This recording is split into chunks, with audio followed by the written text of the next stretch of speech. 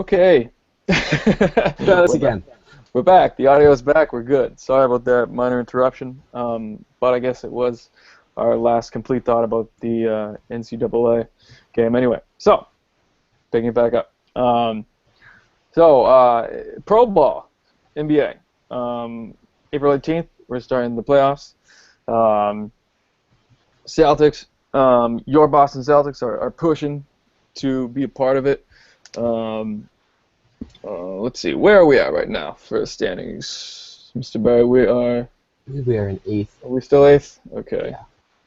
Changes with the wind, obviously, but We are a half game up on the Heat for the eighth. yeah, okay. Half came up on the Heat. We don't have a win. They have one more loss. We don't have a win in hand on them. So that's not That's not not ideal. Okay. The Celtics sort of control their own destiny, sort of are at the mercy of others. But it's a good place to be. I think when we started this, podcast web series, we were pretty in the camp of let's just not do the playoff thing because what's it going to do for us? Yeah. Totally 180. Now I think the two of us have talked ourselves into the benefits of being in the playoff picture and think it's a good thing for this young club to be a part of it. Also with a young coach who is making a name for himself as being, the heir to the Greg Popovich evil genius throne in the NBA. I think it's also good for him to be a part of competitive playoff basketball as well. What do you got on the seas lately? Kind of like your impressions going into the final countdown here. Yeah. So I think when we first started this, we had like you said, they were kind of. I think they might even been like 10th, 9th when we first started. We did this about a month back, and I think we were both on the fence about maybe them making the playoffs or they're not. I am fully on board now with them making the playoffs. One thing I distinctly remember us talking about was this April stretch, this April schedule they're going through.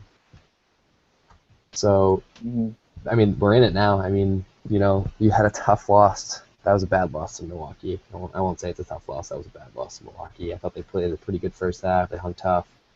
And then, I don't know. I don't know what happened in that second half. I didn't like that, to be honest. I thought they were a better team for the first half. Yeah, it kind of went down. I'm with you. The thing about Milwaukee that sticks out in my head is the size problem. First of all, it doesn't even have to be their height. It could be their goddamn arms. Yeah, like all true. those guys are They're all Gumbies. just so lengthy.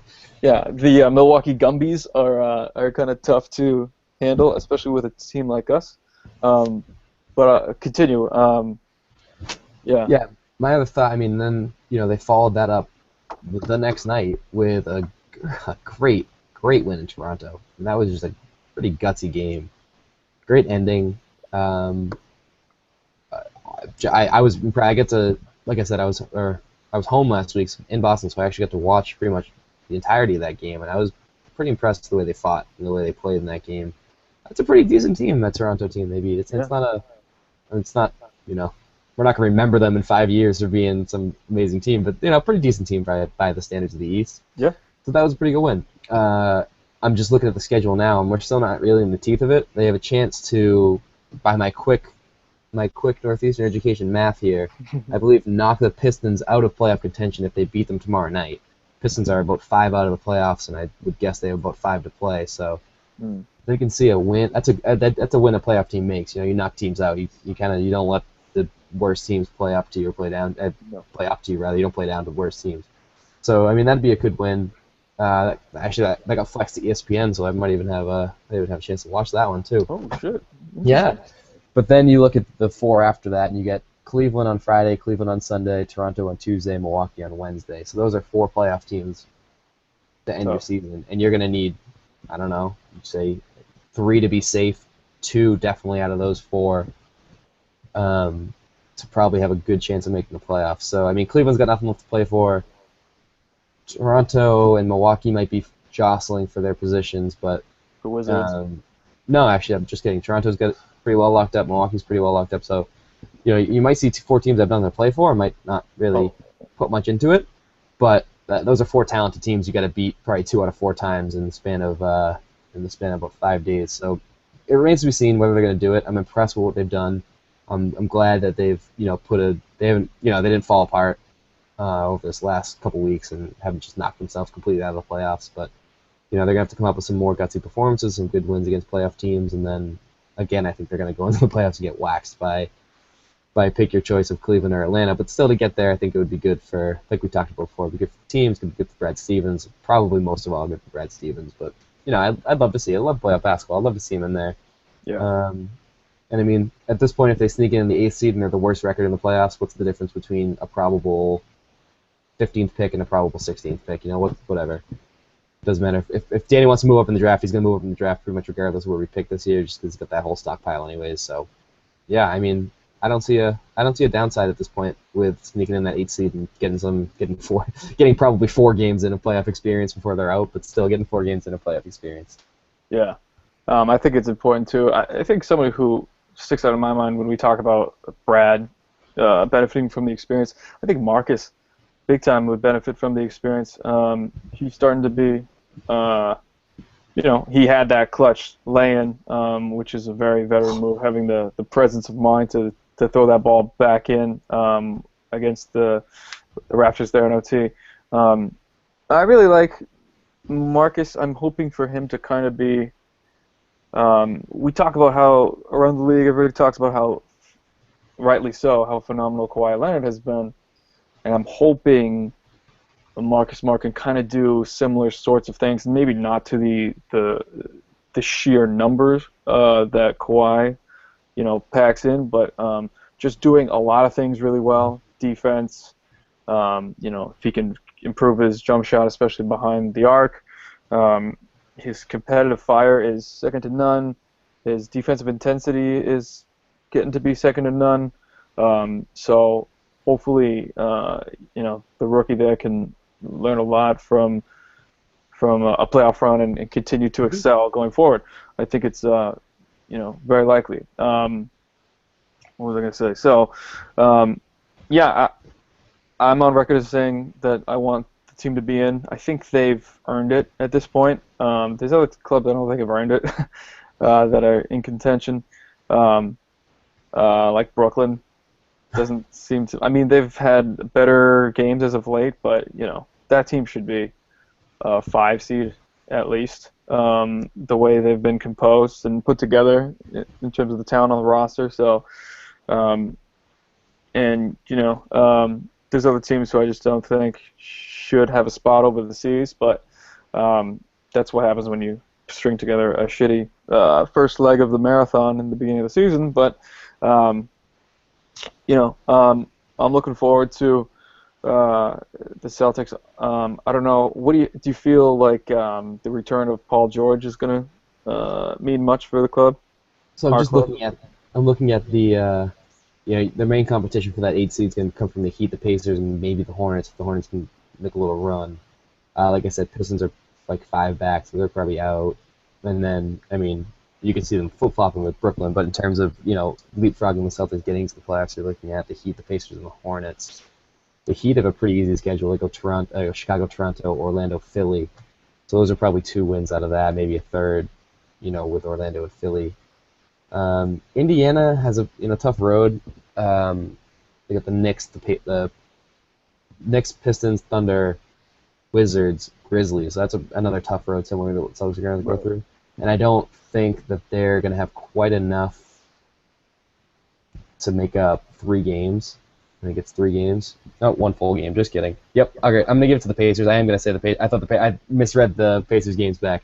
I'm going to say that Paul George is probably going to make the 1 game difference to jump the Heat and the Celtics. Again, I just really don't, unless you see the Bucks and the Raptors really lay down to die in front of the Celtics, let them get in the playoffs. I just don't see the Celtics winning enough games, those 4 comparatively to who's coming up against them. So I would love the Celtics to make the playoffs. I'm going to go on record and say I think it's going to be the Pacers. Okay. Which makes sense. That team, I don't know if we should get into if they deserve it or not. Roddy Stuckey's played phenomenal for them. but they do have pretty much all their other pieces, so I'm not sure why Paul George just takes them totally out of the playoff picture in a horrible East, with the way they were out of it for the most part. But who knows? I think all these games are going to be fun to watch. I'm really interested to watch Milwaukee. I haven't been able to watch Milwaukee a ton. I kind of want to see what that young team does in the playoffs. I don't know who let's see who they're slated to play right now. Right now, It's an odd team. yeah. If it were to start today, Bulls. they'd play the Bulls. Yeah. That'd be an interesting little development. From what we've been hearing around the league, it looks like Derrick Rose is swiftly going to return here. In what capacity, nobody knows at this point. That's one of the real tragedies of the past few seasons is his injury status. But especially coming from just a ridiculous MVP season, Derrick Rose was one of my favorite players to watch. And it was Russell Westbrook before Russell Westbrook realized he was Russell Westbrook. Playoffs should be fun. The West is always, it seems to be, it's kind of strange. It's kind of like we're having a hard time convincing ourselves anybody, the Wild Wild West, which we've been talking about for the longest time now, seems as if we're having a hard time slating anybody into the Western Conference Finals beyond the Warriors and the Spurs. Do you feel like anybody could slide in there over the past, couple weeks now? So I'm looking at those standings. So it seems like we're pretty much set. The only variable here is whether it's going to be the Thunder or the Pelicans. And I think we may have talked last time we were on. I was all in with the Thunder. I thought they could have made a run if you get Durant back, and if you get Durant back and playing at speed now. Obviously Durant's out. It looks like Ibaka's probably going to be out. So now, I mean, that's a one-man team, and that doesn't typically work very well in the playoffs. So I mean, I'm pretty well out on them. I don't think it matters much whether it's the Thunder or the Pelicans. I think either of those teams maybe wins a game versus the Warriors, maybe steals one game. So I don't think the latter part of that really matters. Then you're looking at teams like, we'll talk about the Spurs in a minute. We're gonna leave them alone. That's a longer discussion in and of itself. But I mean, like, it's just like, do you trust the Clippers? Does Portland do enough? It's Memphis. Houston is still, but I don't know how to feel about Houston. I don't know if I trust them. I feel good about them. I think that they're a team that's, I mean, I don't know if you mentioned the Simmons and Low pod today talking about how, get into the playoffs, and Harden's really the only one that can do anything with just him with the ball in his hand. So you get a team that's going to lock him down, even let him just play, similar to what Doc Rivers used to do when they played LeBron. Just kind of let Harden get his 40, but don't let anyone else do anything else. Sure. That's sort of that's what you run into in a 7-game series when teams can game plan for that and kind of look through that. I mean, I don't think that there's another team outside of the Spurs and the Warriors. I could see the Grizzlies making a little run just with their size, just beating teams up and just kind of bullying their way through. But no, I think it's Warriors, Spurs, or that's it. Yeah. I think so too. Which isn't, I'm so fine with that. It's not even funny. I mean, we're still looking at a Blazers Clippers matchup in the first round. I mean, if it ended today, I think this is going to shift a little bit. And actually, I won't spoil anything, but I have a question for our upcoming game regarding this exact scenario. But it'd be still entertaining. I'd watch Blazers Clippers. I'd watch Grizzlies Spurs, obviously, because that happens every year. So I might as well get used to watching that. Pencil it in, yeah. Yeah. Rockets Mavs would be fun just because it's the little Texas rivalry. Dirk only has one leg pretty much and doesn't really do much with it, so that's not gonna be a great game. And then you got the Warriors. If you want to see the Warriors just go off and just destroy teams, and watch that 8-seed matchup. Which I always do. Yeah. If you want to watch Anthony Davis cry, we can watch that. I got a later proposal for you that will come, I think, when we do the new feature game here. I think it's going to be it's as it has been a phenomenal, historic season for the NBA. I think it'll be, just as I think it will reflect well in the playoffs. I think we're gonna be in for a treat when it comes to these games. Top to bottom. I don't know if there's gonna be. I mean, I don't know how much I will. I'm trying to look for one that doesn't stick out to be that entertaining in my mind, but well, there is some like weird bad blood between the Wizards and the Raptors that I think will be kind of entertaining for them to get up for. The Cavaliers are going to wax the Nets. We would like to think we're going to give Atlanta a little bit of a push, especially if Millsap has a bit of a shoulder injury like we were listening to earlier. But yeah, it all seems good. It all should be fun to watch. But so did you want to talk about the Brad Stevens stuff at all? I know we talked off pod a little bit, but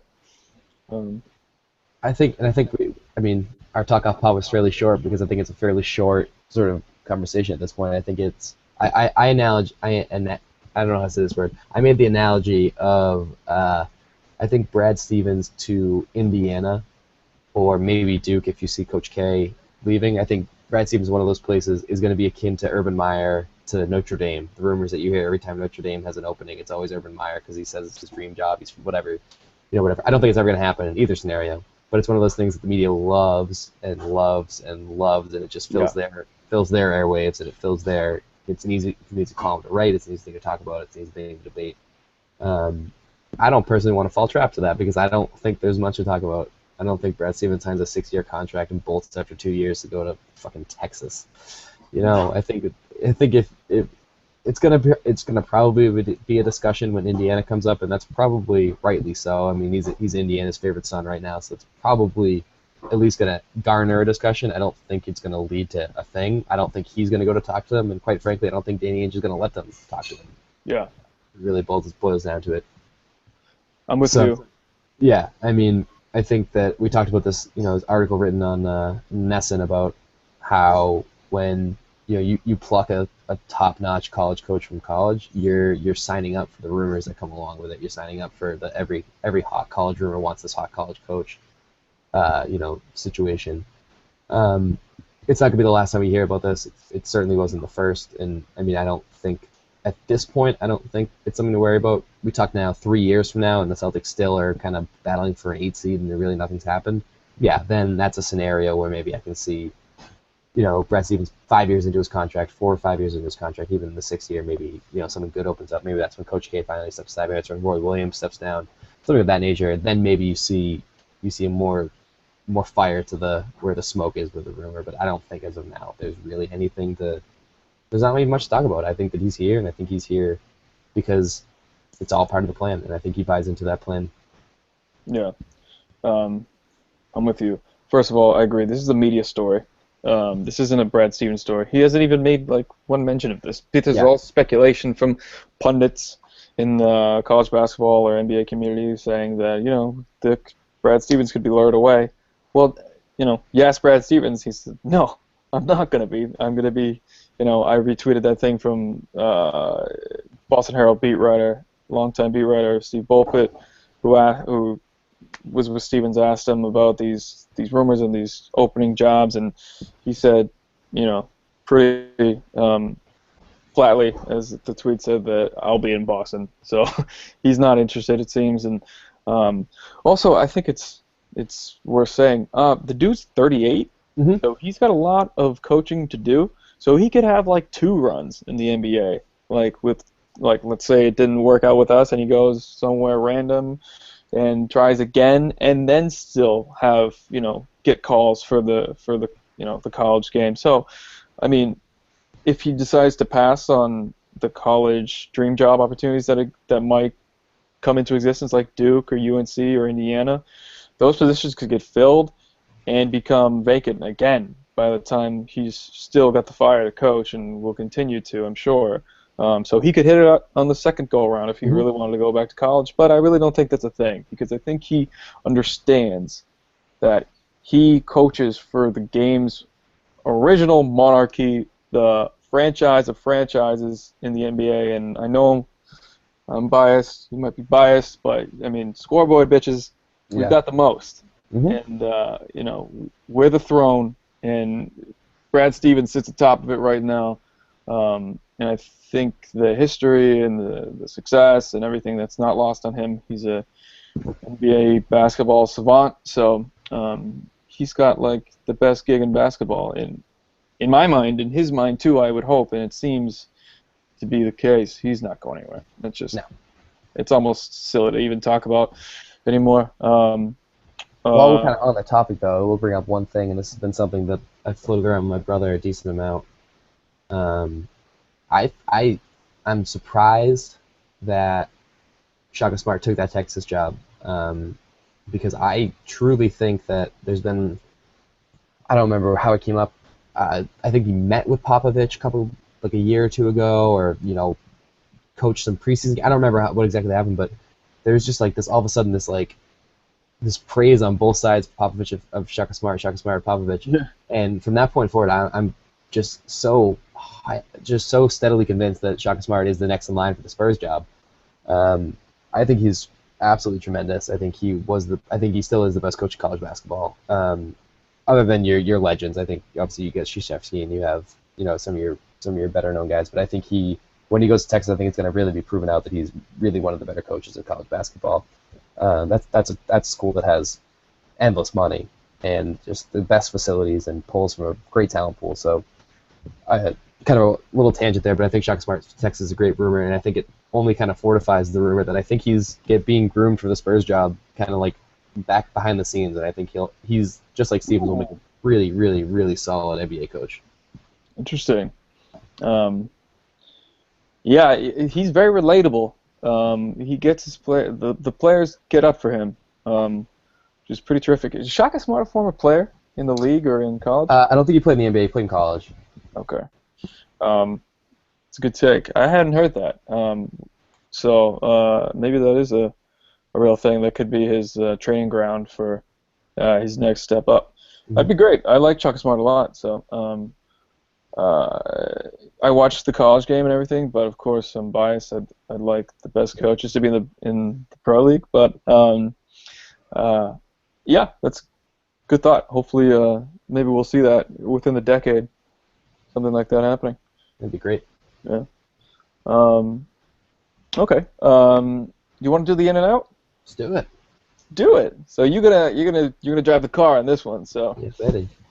I wish we had theme music for this too. Oh God, production is in the low budget realm. Beautiful. By low budget, you mean no budget. By no. Yeah. Draw a little something on the screen. Anyways, I just flash something out. Similar to, if you ever heard someone do like a buy or sell, where you buy an idea, or you sell an idea. Me personally, I'm known for exclaiming, "I'm in!" Well, you lose audio again? No, you didn't. I just thought of the best idea. You scared me. I know. Well, I just had an epiphany. In and Out, I'm gonna find a way to either flash a graphic or something of In-N-Out Burger when we do this. I'll have it in it. Next time we do this, I'm gonna eat In-N-Out Burger too, so we'll make it better. Maybe they'll sponsor us. Oh, terrific! In-N-Out is now official sponsor. In-N-Out sponsored by In-N-Out. Whether they know it or not. In-N-Out sponsored by In-N-Out. What a fucking, we're cooking with gas here. All right, perfect. So this is meant to be. They just don't know it yet. All right, cool. Continue. So instead of buy or sell, it's funny. I'm gonna actually go get In-N-Out after this now. Instead of buy or sell, I've been known to yell. In any scenario, if I like an idea, I'll just scream I'm in, or I'll scream I'm out, for no reason other than just being crazy. I do it at work all the time, and I get really weird looks. Like in the middle of meetings, people will be like, "Oh, this is my idea." I'm like, "I'm in." They're like, "All right, you don't need to do that, but it's fine. I get it." So let's just carry it on where I can get it. I can get all my. I love it. I'm in. I'm in on this. Thank you. All right. So I got. I have. Let's see. It's like 6 things written down. We have one that kind of piggybacks another, but we got 6 separate ideas. So let's start it off being as this is a Celtics-centric type of thing at its heart. We'll start with Evan Turner has shown you enough. that he should be on the team next year regardless of their makeup? I'm in. I'm in because he has proven to be a leader on the team. He's proven to be a leader in the locker room, a leader on the court. He's proven to be someone who, we don't have many of these dudes who can just decide to put the team on his back a little bit and go out and fill a stat sheet and get numbers and everything like that. I've liked what I've seen from Evan Turner since he's arrived. I think I don't really get the villain thing because he seems just like a good dude, regular dude. I mean, he's close with entering. We're hopeful because he was Ohio State product, close with Sullinger. Hopefully there'd be some synergy there. Seems to have worked. I don't know what we'd have to pay him. Not going to pay him a ton, but I would be fair to Evan Turner at this point in his performance of the season. What about you? I think that, so just to be nitpicky, my own thing, I think that part of it was regardless of anything. You know, so Evan Turner's kind of earned a spot on this team next year, and I'm sort of out on that idea. I think that if he keeps playing like this, and maybe we make the playoffs and he has a good good series and a loss, but kind of showcase a little bit good series, and we can package Evan Turner with a pick to get someone else to kind of make a sort of a slightly Trader Danny goes into his mode and kind of leverages what he got from Evan Turner into a pick and a better player. I think I'm okay with that. I think I'm okay with that in a lot of scenarios, but I think Evan Turner is playing above his level right now. I think that I think Brad Stevens coaches him up a decent amount, just the way the system works for Evan. And I think, like you said, he can score. He's a scorer. He'll score in droves. I will disagree with you. I think he does just sort of fill the stat sheet more than actually plays a great game of basketball. I think he's just sort of a stat guy. He'll put up his points and he'll do his thing.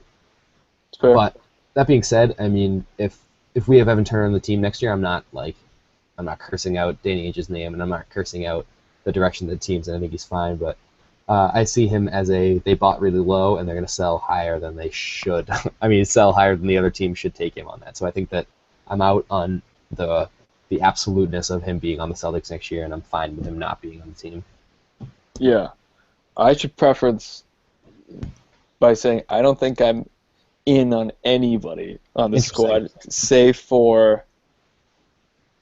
no, I'm not in. I'm in on the coach. That's it. Yep. So if it's like gun to your head, either can we have Evan Turner for something fair or not? Yeah, you can have him. So yeah. Totally. Okay, cool. So I think we're on the same kind of idea with that one. All right. In and out number 2, sponsored by the Double Double. I hope someone from In-N-Out watches this and they call me tomorrow. I really hope that happens. They won't, but I hope it does. All right, the Spurs catch Houston and get the 2 seed, with the caveat here that they have a home and home this week. Ooh. They are, I believe, 2 games back to set the scene. Let me see exactly what the number is here. They are 2 games back. They're 2 games back from the Rockets. You know what? Without looking at their schedules, who they've got coming up, I'm trying to think if they either has any injury problems at the moment. Kawhi's playing out of his mind. You know what? I'm kind of in on the Spurs catching the Rockets. I am also in on that. Okay. I'm gonna pull up the Rockets, who their opponents are going forward. So I got it right. I got it in front of me. Save some effort here. Okay. The Spurs, obviously, they have the home and home with each other. I think it's Wednesday and Friday, so tomorrow and Friday. Houston then goes home versus New Orleans on Sunday, to Charlotte on Monday. That's a tough back-to-back right there, just distance-wise. Mm-hmm. Home versus New Orleans on Sunday, to Charlotte on Monday, then back home versus the Jazz on Wednesday. Whereas the Spurs go home and home with the Rockets, obviously, to Friday. They're home versus Phoenix on Sunday, then they go to New Orleans on Wednesday. So much more lax schedule for the Spurs, and they play one common opponent in the in the Pelicans, and then you have the Spurs playing the Suns, and Houston playing the Hornets and the Jets. So not exactly any other real tough competition besides the little home and home they got going on. So theoretically, the winner, if the Spurs need to basically sweep that home and home, because I don't see the Rockets dropping one of those last 3 games unless you can see Charlotte kind of making their life a little hell on that back-to-back. But sure, you're pretty much looking at this home and home as the Spurs making the move. Yeah. If you split it, you're still down 2 games with 2 to play. If the Spurs are going to do it, they need to sweep the home and home. So I guess this could be in and out. The Spurs will sweep the home and home with the Rockets. Yeah, I'm in on the Spurs catching because I think they're coming on right now. They know how to play, these top-level teams tough right now and pull out wins. Kawhi's been a monster over the past month.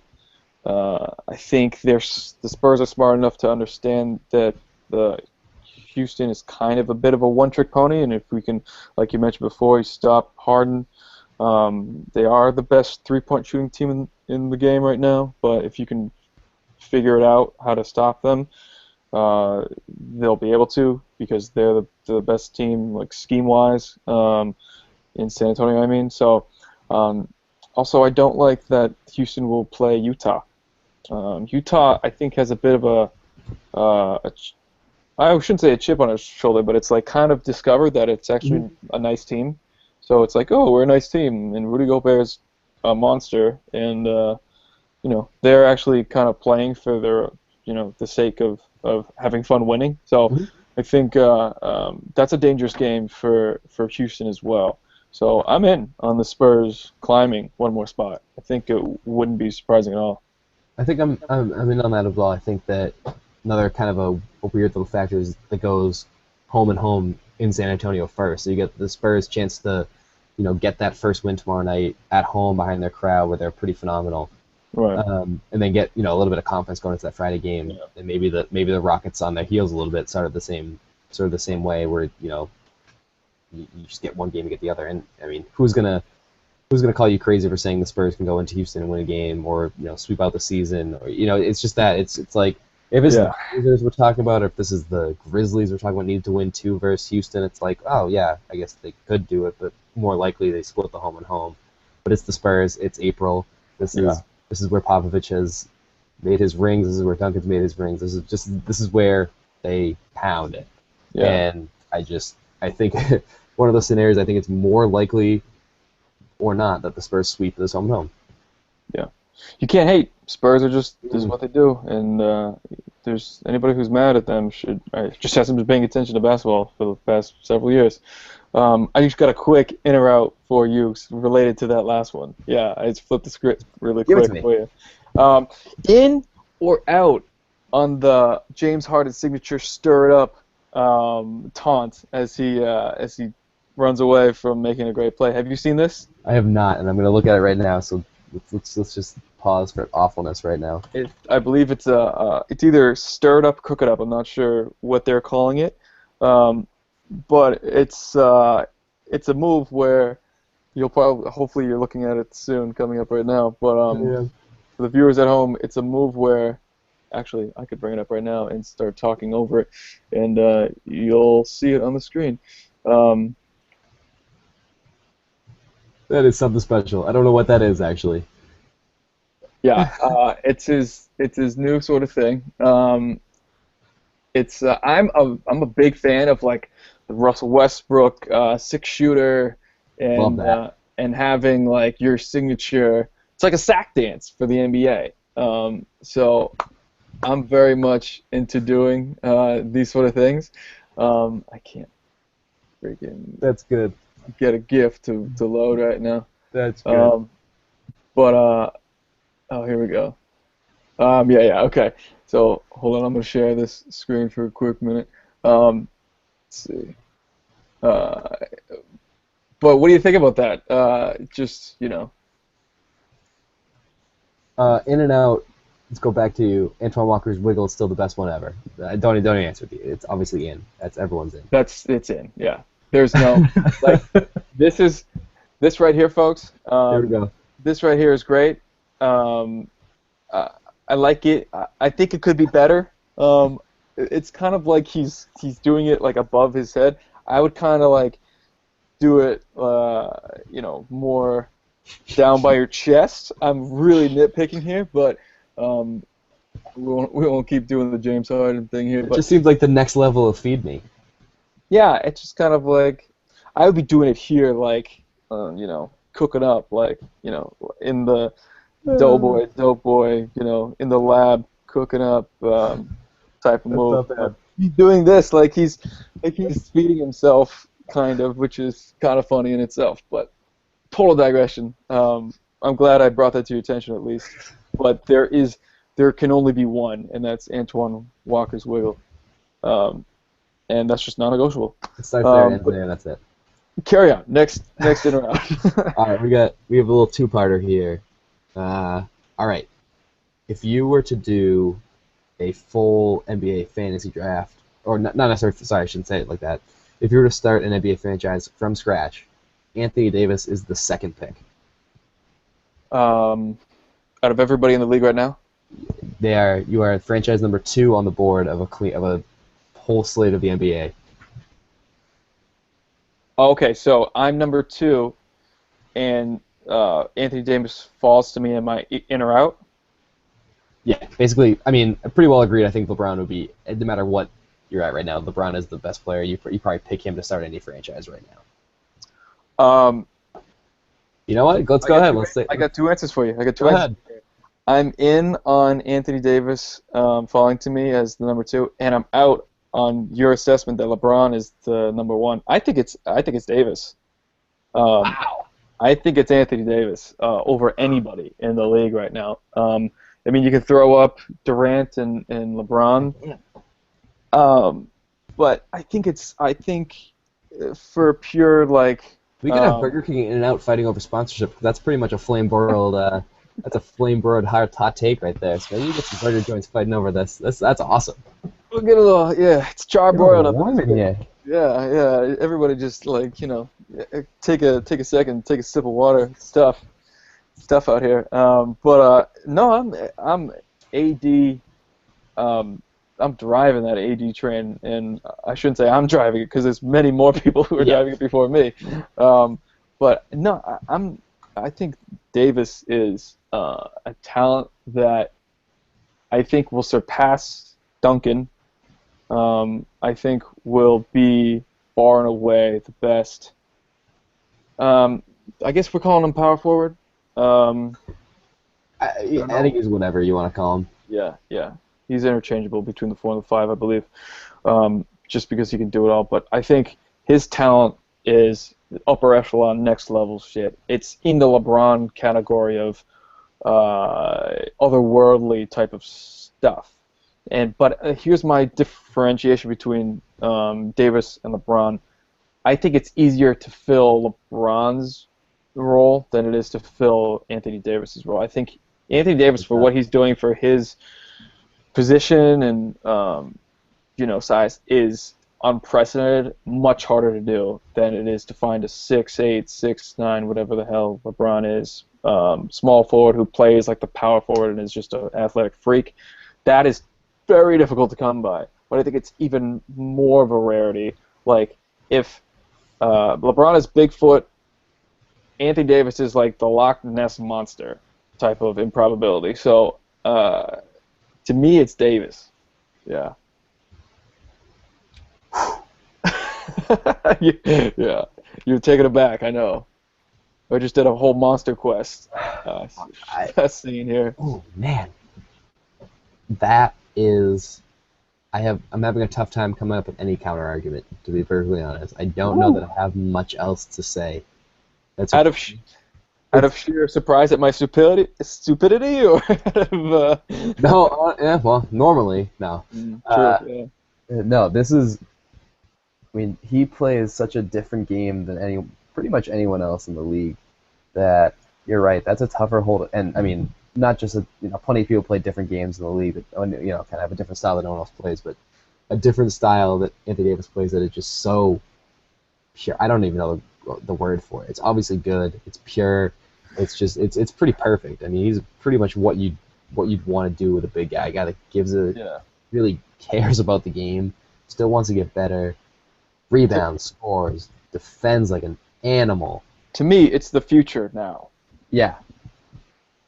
Yeah, I mean, also one of the only. It's interesting that we're talking about the two of those because I think those are the two pretty prime examples of first round, first overall picks that have really lived up to every piece of hype that's ever come in about them.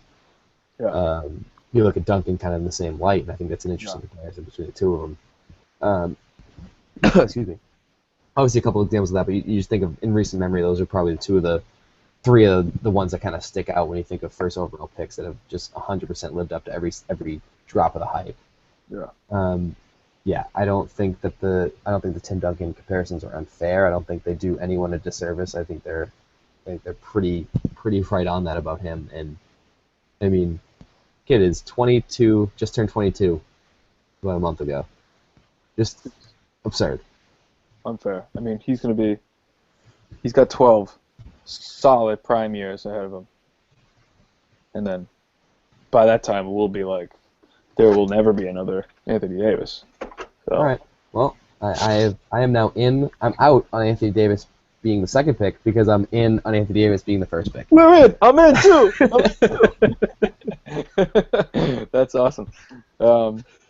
This is going swimmingly. Okay, we got another one.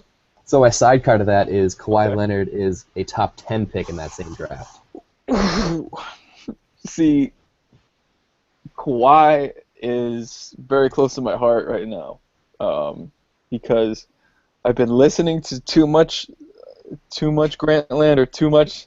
He might as well write for Grant Land. He might as well get some royalties, but as much as they talk about him. I know, very much so. But I'm in this camp of it's my hope of hopes to be the team that throws so much money at him this summer for the restricted free agency, and the Celtics just steal him out from the Spurs. I don't see how the Spurs would ever allow that because they're too damn smart. But we're pretty smart, and we got a lot of money. And if we were to get Kawhi, there's no other player this summer that would make me happier. Realistically available players, because he is restricted, so that's realistic. Even though it's probably not, but Kawhi being a top 10. I'm trying to think of anybody else who I would think is kind of on the cusp there, who is more impressive than Kawhi. You know what? I'm in on Kawhi. I think since he's been healthy, he showed us that he's just an absolute monster. His stat sheet the other night was like 27 and 7 steals. I saw that pop up on my feed, and I was just like, savage. That's a savage. And his ability to play defense too is what puts it over the top for me, because you need that guy for a championship team. He was just the MVP for a reason.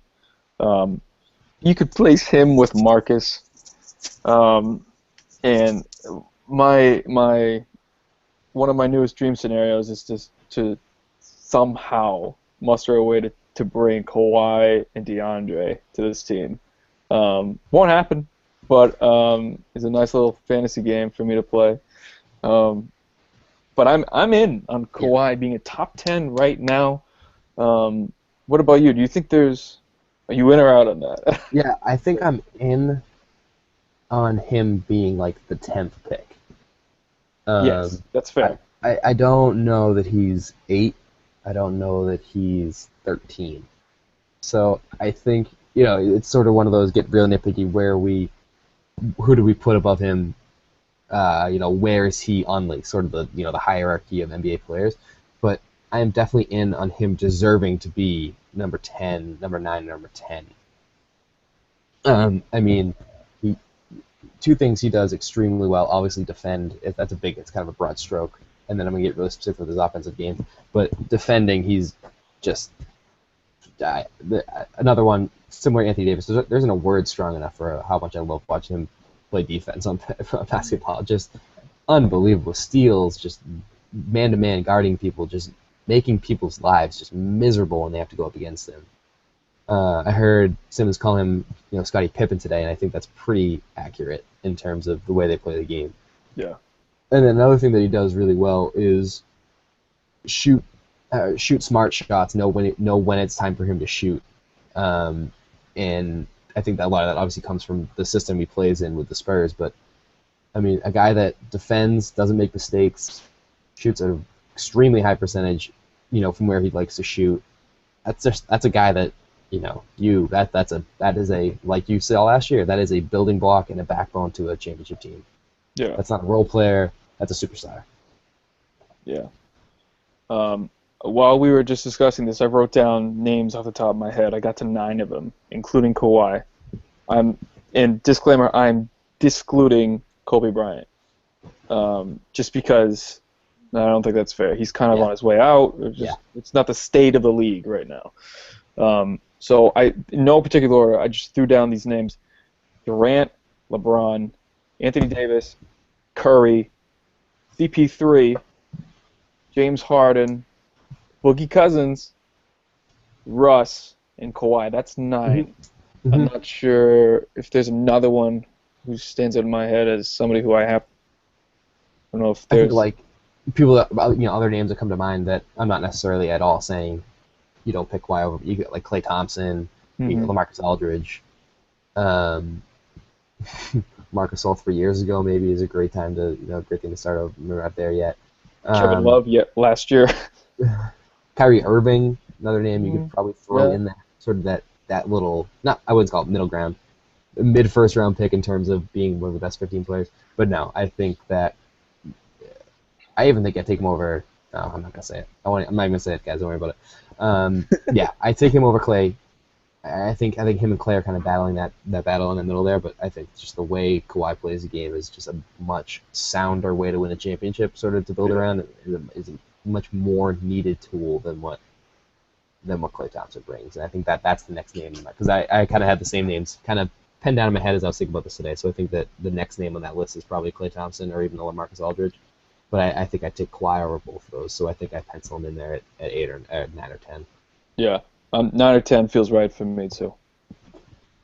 All right, I like that one. You know what? I had 4 crossed out, but I'm having fun, so let's go for it. DeAndre Jordan lives up to the massive contract he signs in about 4 months. I'm out.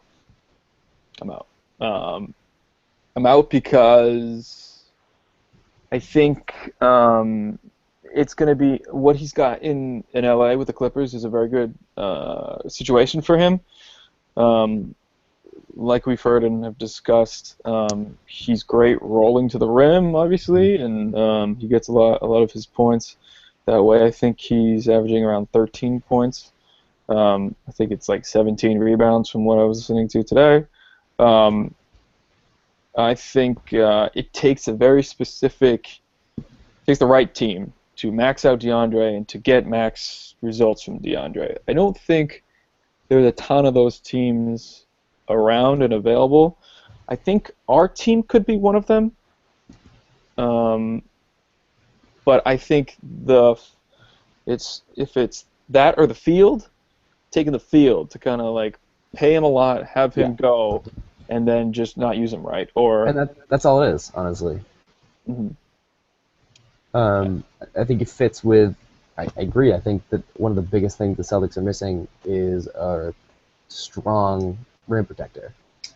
Plenty of size, plenty of rebounding, but they don't really have anyone that you fear at the rim.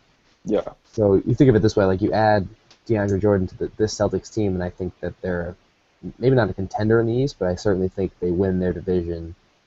I think he would make that big of a difference in the East for a team like the Celtics. Yeah. Then you think of teams that are actually going to pay him, and you look at who's going to have money. Minnesota, just random teams that might pay him, throw too much money on him, and that's when I think you get into the scenario where this is the guy that they give a little bit too much money to on a team that's really not really. I don't think you build around DeAndre Jordan. I think you add him to a team and you kind of put something else around him, and he can be definitely a starter and a pretty important piece to a great team or a championship team. But I don't think that the team is built around DeAndre Jordan. And I think that's what the money and the scenario he's going to get this summer. So I'm also out on him ever really. And maybe it's not fair to him because maybe he won't play any worse or maybe he will actually, earn the money, quote quote. But I just don't think he's ever gonna live up to sort of what he could be if he signed with the right scenario. Yeah. I'm very much in on drafting the mini DeAndre Jordan that lives in Kentucky right now, Willie Cauley-Stein. That would be terrific. I don't know if he'll be there for the Celtics by then. I just want to throw this scenario out to you as a possible throw a lot of money at DeAndre team, the Knicks. Mm-hmm. Do you think that's I think the Knicks could be like, we gotta get some. I don't know if Zen Master has panic moves in his DNA, but a typical maybe James Dolan panic move would be, I gotta get some sort of excitement back into MSG. Let me get one half of Lob City in here permanently. So I think that could be a realistic scenario. Just looking quick at some teams that are going to have some money coming off. Knicks are definitely one of those teams going to have some money coming off the books. The Mavericks going to have a pretty open checkbook this summer, assuming they maybe don't sign Rondo, which it kind of doesn't look like will happen, which I think is surprising. A team like the Raptors is going to have a little bit of money to play with. Then you got like the Spurs are actually going to have some money this summer. Let's not talk about that because that makes me nervous. It just makes me nervous for my life. You get teams like the Magic. You get teams like the Sixers. They're gonna have a bunch of money, but yeah, I mean, if he goes to the right scenario, I can be in on DeAndre Jordan, sort of living up to the hype and living up to probably the max deal he's gonna get. But just given sort of the history and sort of what I know of the NBA and how teams pay players to do things, I'm out on him having any sort of relevance in over this next contract. Mm-hmm. No, that was a good in and out. And I don't think it's going to be his fault too. No, exactly. And you don't either. So yeah, I still like him a lot. Mm-hmm. It's just like it takes a special place for that player to be that effective. Just a small tangent. How about Brandon Roy right now is the 10th highest paid player in the NBA at $19 million? Damn. Keep getting them checks, Brandon Roy. Good for you, buddy.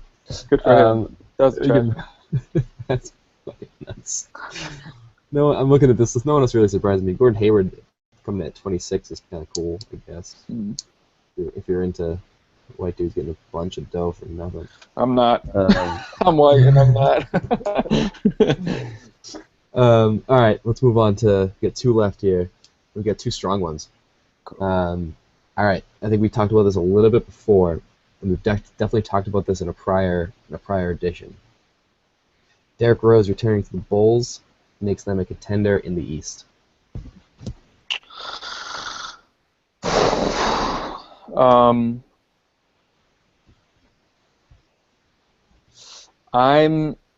It's a tough one. I'm sadly out.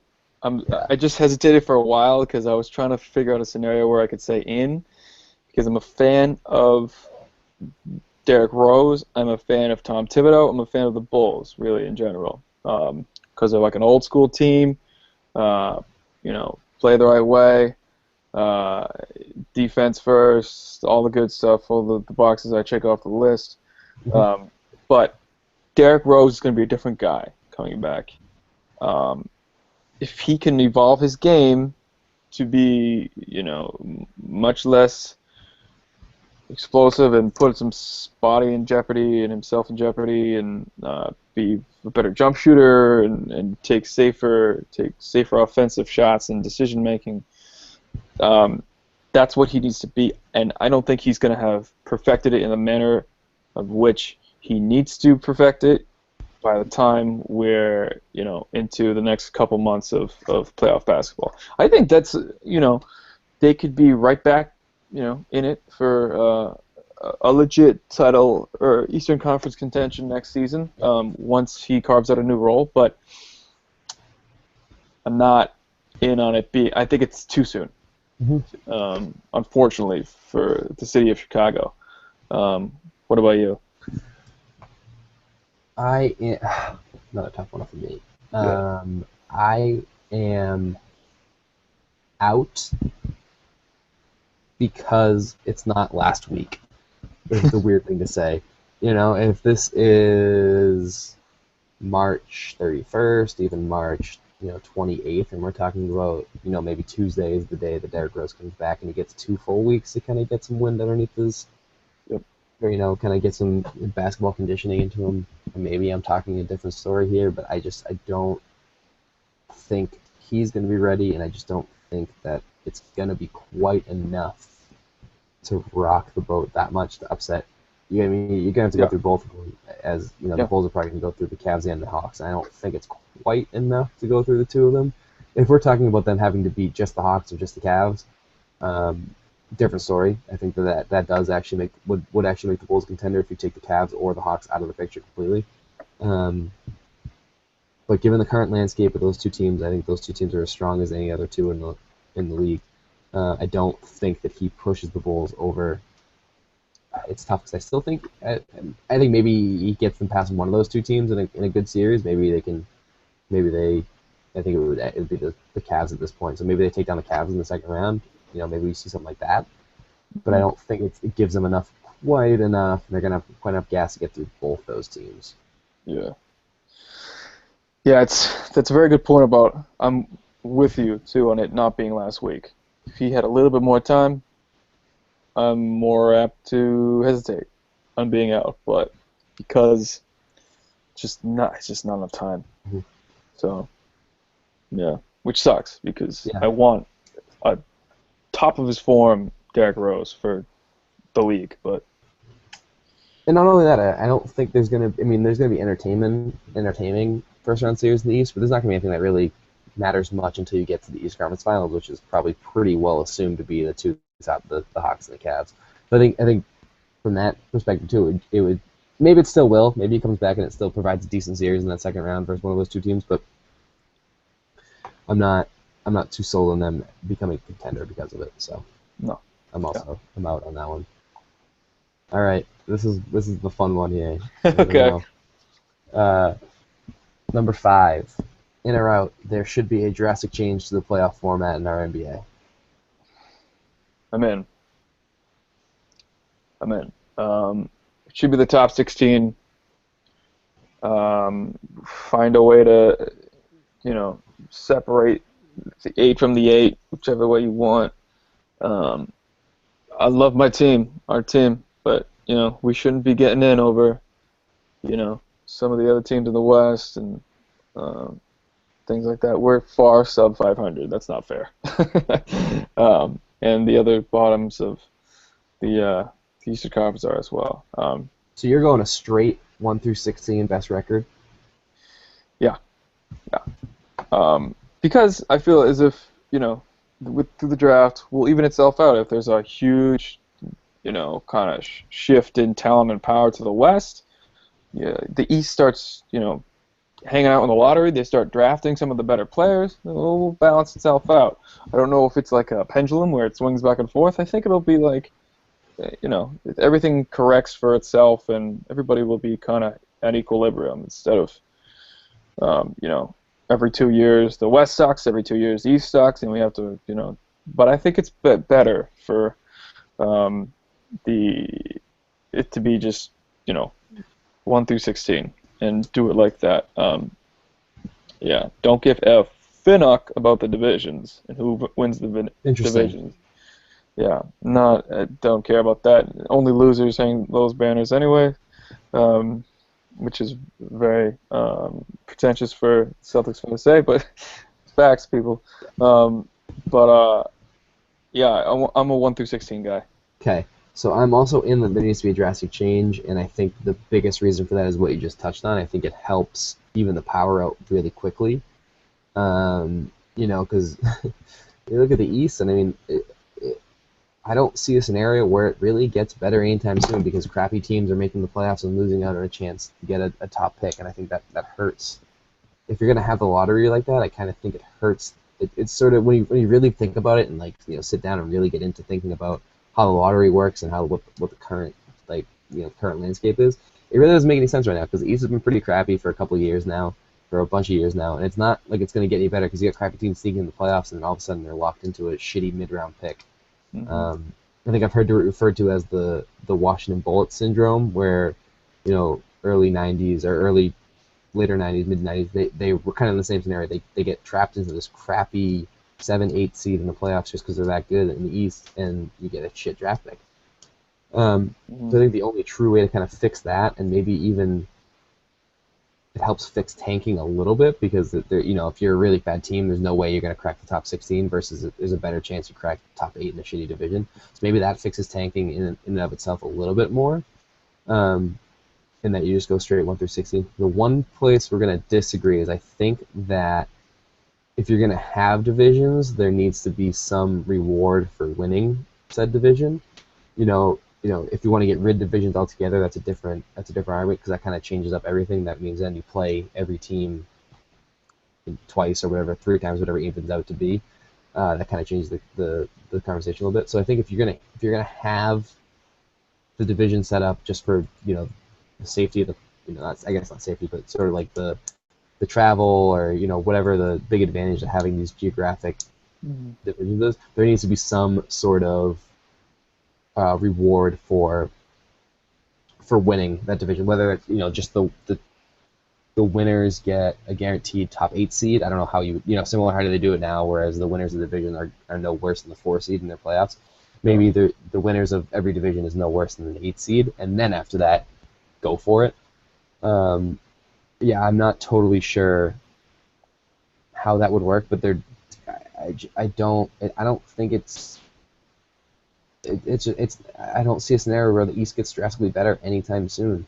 Even though they're drafting, most of the teams are drafting some of these bad people. It's not like every bad team. I mean, the Celtics aren't a great team overall. They're a great team because they're making the playoffs as an 8 seed, but I mean, they're not. They're a pretty mediocre team, and they'd benefit much more from not making, just in terms of long-term future of the team and sort of chances-wise, they'd benefit much more from not making the playoffs than they would making the playoffs. So maybe that's definitely a way to solve it. But if you want to just go straight 1 through 16 and get rid of the divisions and just do even like an East and West and kind of work it out that way, I'm all for a straight up 1 through 16 matchup. I mean, it's not like air travel is some impossibility now that it was back in the day. Similar how they changed similar to the 2-3-2 format in the finals. Like, that was invented so that way there wasn't as much travel. It's not like that's such an impossibility now. You can't have a cross-country flight and play games. So I'm fine with the 1 through 16. I would like to keep the divisions, just give that some sort of merit. Just I think it's worth something. It's something to play for. Yeah. Sort of have that division. I don't think you should hang banners like you said for it, but I mean, it should have some relevance. Those those 16 that win that division should have some reward for that. But yeah, I think I'm definitely in on a pretty drastic change to how the playoffs are formatted. I'll tell you. And shout out to our one live viewer right now. Thanks for the support. I'll tell you one of my favorite ideas that I heard somebody say, and you might have heard this too on your end. The concept, this out of the box concept of allowing the top 4 to choose what teams they want to play in the first round. I've never heard that. I like that. Oh, really? I heard this last week. Like, you give Golden State, its pick for who they want to play, and that would add a strategic aspect of the game where the regular season, those games in the regular season will become more important, because if you're, let's say, you're Phoenix or you're Pelicans, you're going to make the playoffs, but you especially don't want to get waxed by a team that is better than you and kind of has your number. You're going to fight even harder to not lose those games. Not that they're not fighting hard to win games anyway, but it would add that. It would also add an awesome personal vendetta thing between who gets picked and who picked them. If I'm the Warriors, I'm picking the Clippers just to piss them off, and just for the benefit of the rest of the country, because I want to see that matchup every single time, just because they hate each other. But I don't know. I'm glad you didn't. I guess you're hearing that for the first time here. But I heard that the other day. I was like, yes, please, let's. That seems very pie in the sky, unconventional, out of the box, but I'm down. for figuring out a way to do that. I mean, I'm kind of like my head's spinning a little bit thinking about that. The top four get to choose their opponent. These takes, it's just the takes. That'd be fun. Mm. That's one of those that is probably it's definitely fun to think about it. That and you sort of, if we kind of ground it in reality, that's probably one of the more ones that's it'd be a weird thing to implement. I do see a scenario where they implement some sort of 1 through 16 situation where, you know, they just got to figure out a way. You just got to figure out a way to. I'm having a hard time putting words to what's in my head, but like it seems like the talent differential between the two is so great right now, and it's only going to get greater. Yeah. Because people, you know, more and more the trend is to go win a championship, and if you really want to go win a championship, you're probably going to a West team if you're really in for that. So the talent's not going to get any better, and like I said, if you get crappy teams in the playoffs, it kind of hurts them longer term. So I'm in. I'm totally in on that. Yeah. I mean, I think something needs to be done. So hopefully in the next 5 years, maybe we'll see some sort of change. If it continues like this. In or out was a big hit. I'm in. I'm fucking in on In and Out, right? All the way in. I'm so in fact, that I think just our enthusiasm has inspired In or Out to sponsor In or Out. So that's who's watching it right now. Yeah, that's that's definitely who's watching. But I think this was a fun way to kind of do a lot of the around the association news and put it right here for cohesive nonsense. But cool. Love it. Good thought. All right. Well, do we got any parting words before we sign off here? I'm trying to see. I was going to refresh it and see if the standings have changed, and they have changed since we've been on the air. The Pelicans have leapfrogged the Thunder for the 8th seed in the playoffs tonight. Thunder got waxed, and I think the Pelicans ended up holding on versus the Warriors. I'll double check that before I make a huge fool on myself here. Yeah, they did. 103-100. The Pelicans did hold on versus the Warriors, and the Thunder got. I don't know what the 113-88 ended up being the score, but I don't even think it was that close. Mm-hmm. Wow, cool. Yeah, like we said, changes with the wind. This part is idiot-proof because we can say something and then have it change, and that will not be our fault. Well, I'll just say that now that the March Madness is behind us, NBA is the only game in town, and this is when I really, really start to look forward to playoffs and getting to see all those games. It's appointment viewing TV for me, as always. I'm sure for you as well, Barry. But it's going to be this year, especially. I feel like it's going to be a lot of fun, and it's going to be great to watch. April 18th. Mark your calendars because it's going to be great. Hopefully the Celtics will be there. That'll make it even nicer. But who knows? If they're not, they're not. But we'd like for them to be there at this point in their progression as a team. So that was In and Out. That was Hoop and Harm. That was on the Julz. And that was my good. Yeah, that was my good friend Andrew Barry. My name is Pat Julian. Thanks for watching. Anybody at home who's seeing this post-mortem or who might be checking it out live. But like I said, this has been Hoop and Harm from Run the Julz. We'll be back next week, hopefully, to do a little bit more In and Out and do a little bit more rundown of what's going on in the NBA. And as we get even closer to the big, big dance. So, have a good week, people. We will see you again soon. Peace.